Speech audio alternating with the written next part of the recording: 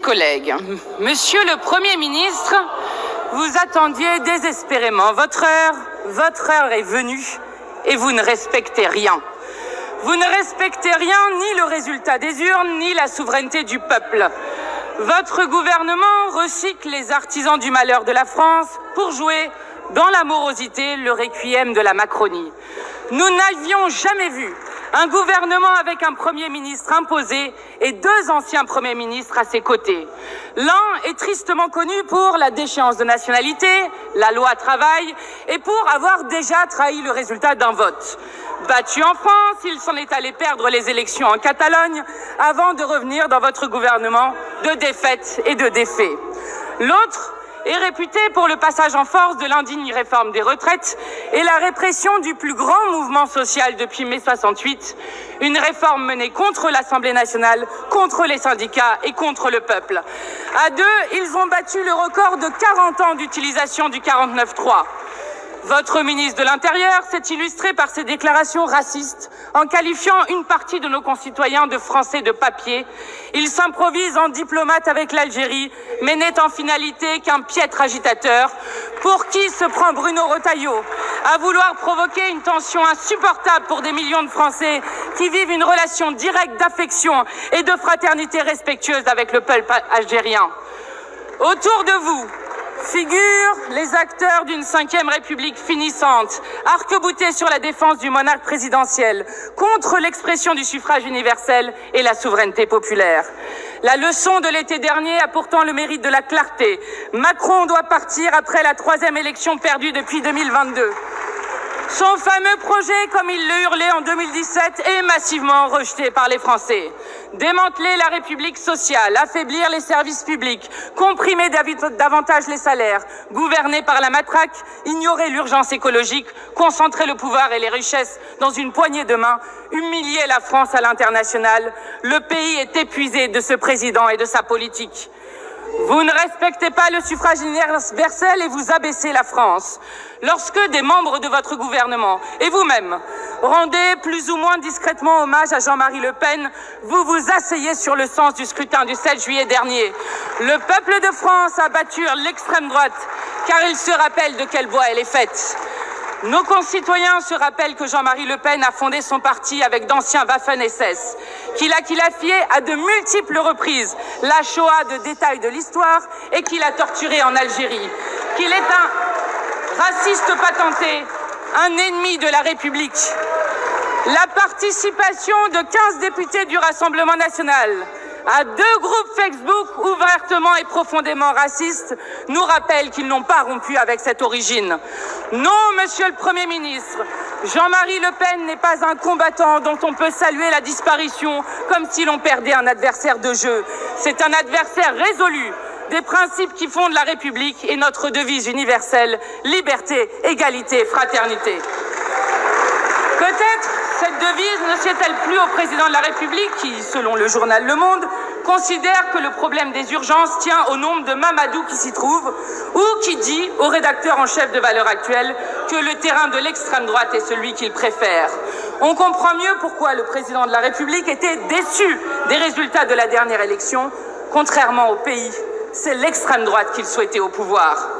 Et vous, anciens centristes repentis, dernier des radicalisés de la Macronie, vous voici à animer la dernière ligne de défense d'une politique sans partisans et sans avenir.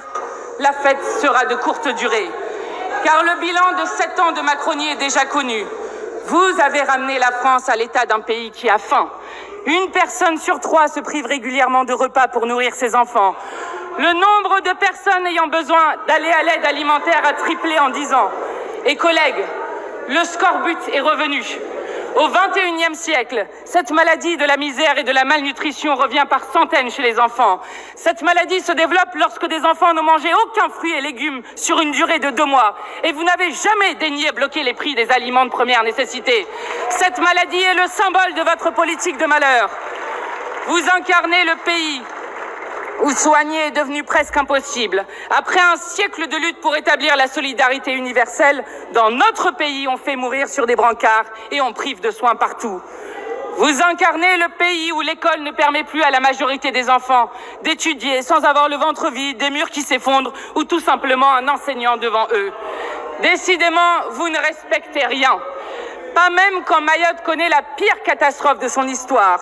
Votre premier acte, Monsieur le Premier ministre, aura été de voler vers Pau alors qu'une réunion d'urgence se tenait pour planifier l'aide à apporter aux Mahorais. Vous avez mis la Nouvelle-Calédonie Kanaki à feu et à sang. Vous avez réprimé de la pire manière les mobilisations populaires contre la vie chère en Martinique. Avez-vous entendu le président de la République s'adresser aux Mahorais, leur dire qu'ils seraient 10 000 fois plus dans la merde s'ils n'étaient pas en France? Qui peut accepter que le chef de l'État parle ainsi, qu'il s'en aille une bonne fois pour tous et qu'on ne le revoie plus?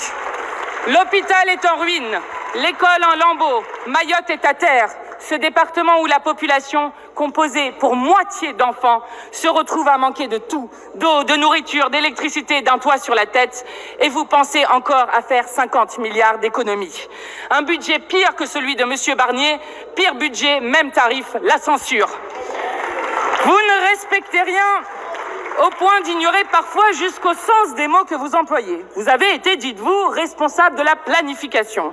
Alors que le 21e siècle impose ses cyclones et ses déserts, ses sécheresses et ses inondations, où est votre plan?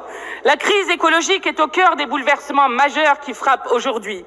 Quand comprendrez-vous que l'humanité avance vers la destruction du seul écosystème compatible avec la vie humaine? La preuve par Mayotte en France, la preuve par Los Angeles ailleurs. Cette année 2024 fut la plus chaude et la plus pluvieuse de l'histoire de France. Et pourtant, votre programme reste celui de l'impuissance organisée face à cette tragédie contemporaine. Et pourtant, vos paroles sont autant de renoncements. Le dérèglement climatique est plus que commencé, il est omniprésent. Ce sont les structures de production et de consommation qu'il faut changer, des investissements d'avenir qu'il faut opérer, tout cela financé par le partage des richesses. Enfin, il nous faut gouverner à partir des besoins sociaux et écologiques. Et tous ceux qui préfèrent protéger les puissances de l'argent, plutôt que de préparer la société tout entière à s'en préserver, portent une lourde responsabilité.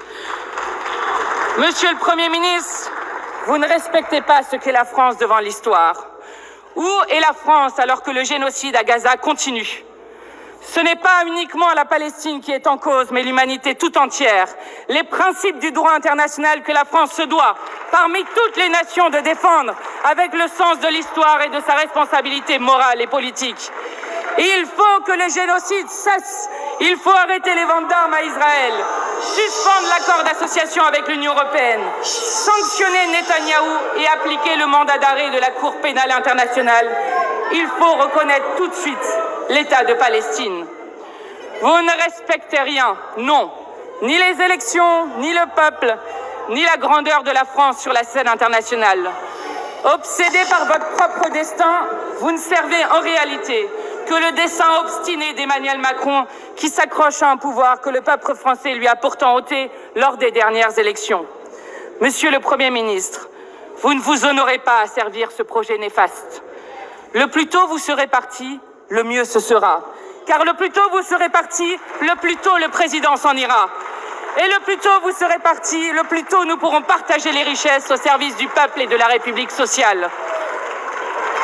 Une fois Emmanuel Macron parti, alors la 6e République sera plus que jamais à l'ordre du jour.